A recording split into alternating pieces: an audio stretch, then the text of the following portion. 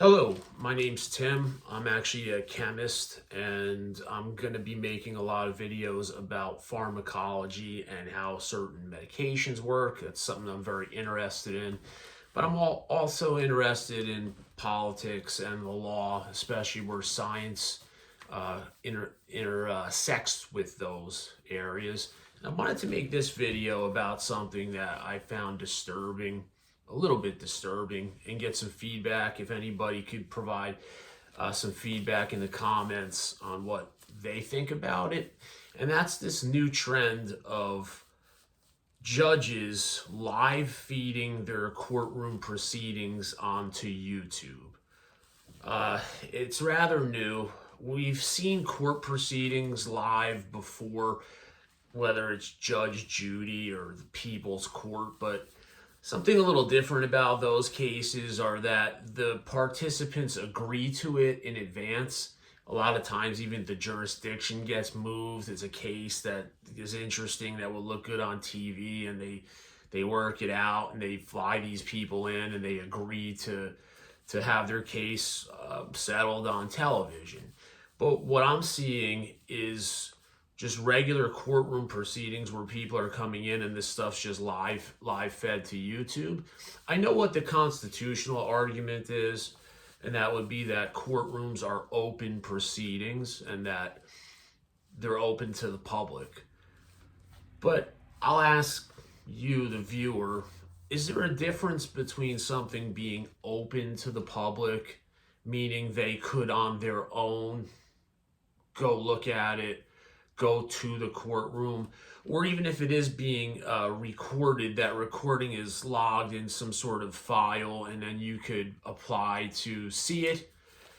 Is there a difference between that and broadcasting it, putting it out there, putting it in front of potentially totally uninterested viewers or people with no stake in the case? I mean, no stake. What stake does somebody in Ohio have in a DUI case in Virginia that's being live fed onto YouTube for entertainment? It kind of reminded me of a quote I read from the famous American author Kurt Vonnegut. He said a quip that he said that courtrooms were places to create high stake drama and entertainment while regular people's lives are destroyed.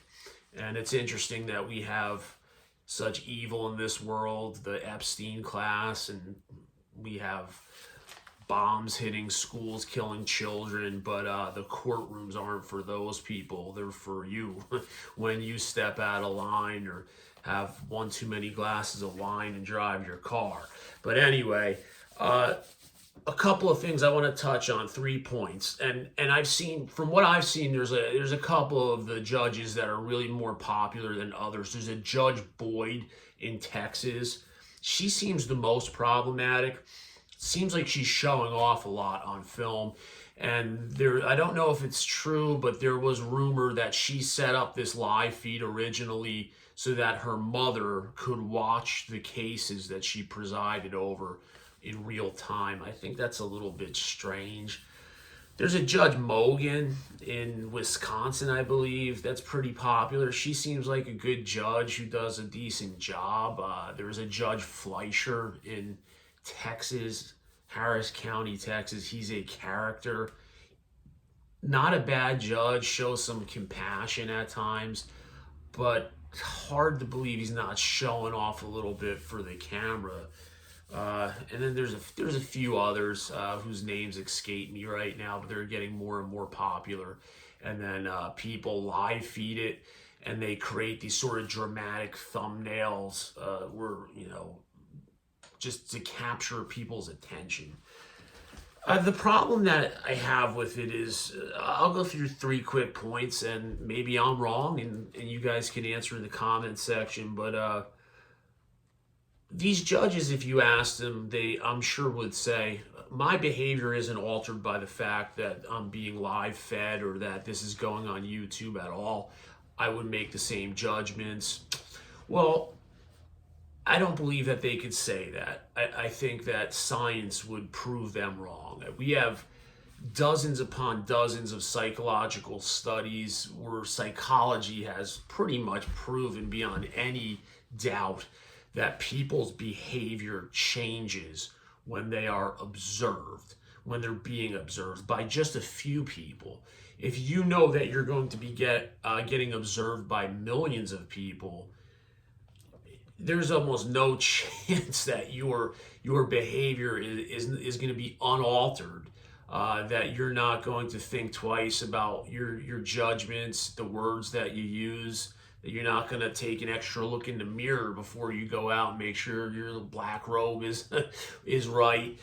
You're being viewed by a lot of people, and it's going to affect you. So I think that no matter how many times those judges say or even truly think and believe in their own mind that their behavior and their actions and the way they carry out their job is not being affected by the fact that they're being viewed on YouTube, I don't think that that's true.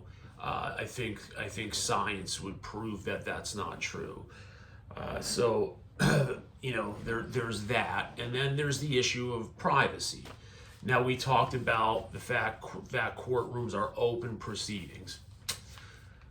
That means people could go into a courtroom and view the proceeding, and if you're unlucky enough to be in a courtroom, that's a tight spot to be in. But this is a brave new world, and that's an interesting book that we'll talk about too. A brave new world where people are now.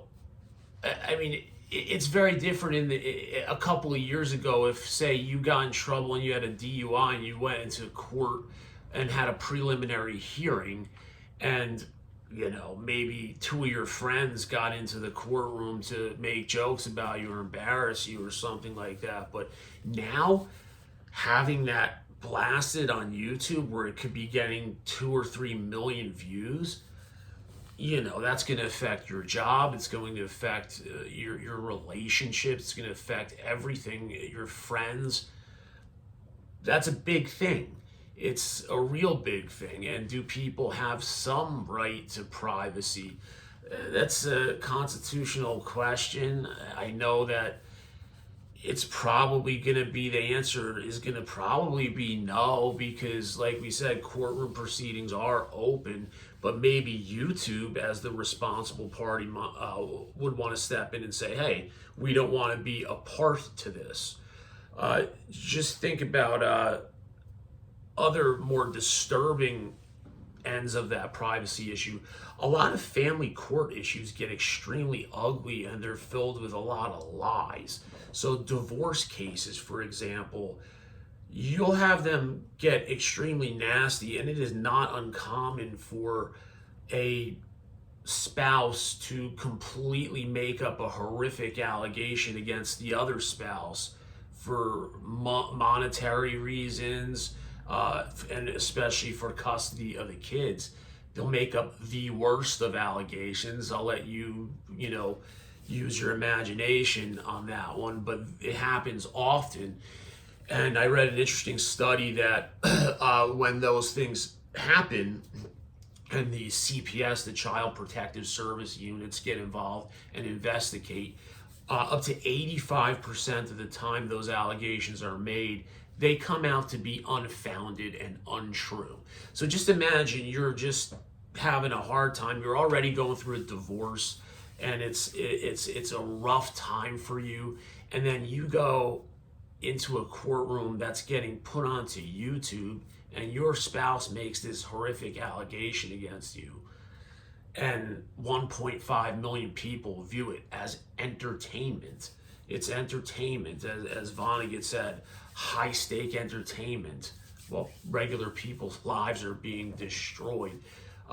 Nobody's going to see that 6 months later that person gets a letter in the mail from CPS and the investigator saying, "Dear sir," or "Dear ma'am, your case was investigated and these allegations have been found to be untrue and unfounded. This matter is closed." Nobody's going to see that end of it. They're just going to see you in court, and your life could be ruined because of something like that. So I think this is really an interesting thing that's going on. So I'll keep it short. I've been talking for about 10 minutes here. The last thing is, who's getting paid from these feeds?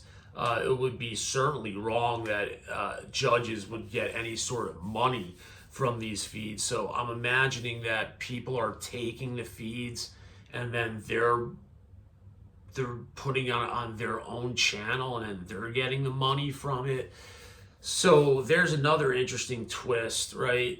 Maybe could be another constitutional issue that could be raised where, yes, okay, a courtroom is open to the public, but is it profitable? Is it constitutional that the proceedings can be a profit for a third party? I don't know. I mean, newspapers report on what goes on inside of courtrooms and they profit from it. But can some just uninterested party take a live feed and make millions of dollars by posting it on their YouTube channel? Anyways, it's an interesting question. I'll be back with some more videos on interesting subjects. I'm going to talk about generic drugs next, and whether or not generic drugs really are the same as the patented drug. As a chemist with 25 years in the pharmaceutical industry, I'm going to make a lot of videos on these interesting subjects, and I hope you like it.